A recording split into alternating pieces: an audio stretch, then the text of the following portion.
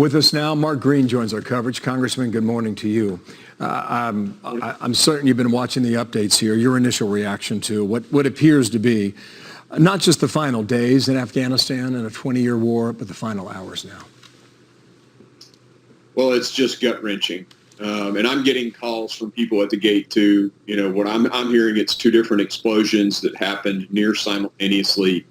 20 to 30 Afghans are non-American wounded, and about 3 Americans wounded. You know, we get calls like you got from Carl there multiple times a day into our office, and it's gut-wrenching. It's humiliating. And I agree with HR. I mean, this was a loss that this president hoisted on our country. You know, to think that you could sit there and negotiate with people who had already broken the agreement. This was supposed to be a power-sharing agreement, and yet they took over the country. And here's Blinken wanting to do more deals, trust them more. I mean, it's just absurd.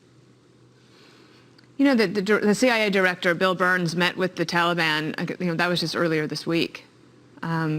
Presumably to talk about the security at the airport, but possibly to share intel about what could happen there. And unfortunately, this explosion proves that. I mean, what do you think of this administration, the commander-in-chief? Like, the commander-in-chief basically, I don't know whether he trusts the intel community or not, trusts the Taliban or not. I mean, at this point, we had a global coalition, and now it feels very much like America alone, sir.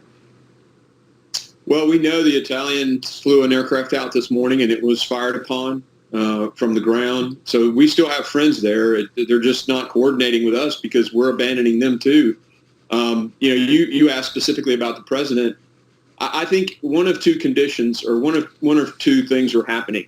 He's either lying to the American people, or he is so confused about what's going on in Afghanistan.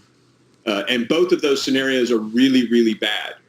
And I can cite instance after instance where his own secretaries, either state or defense, contradicted exactly what the president said within some cases within minutes of him saying it. So this president is either intentionally being deceptive or he's lost. And both of those scenarios are unacceptable. And I'm at the point now where I think the cabinet should step up. He can't be president. He should not be president.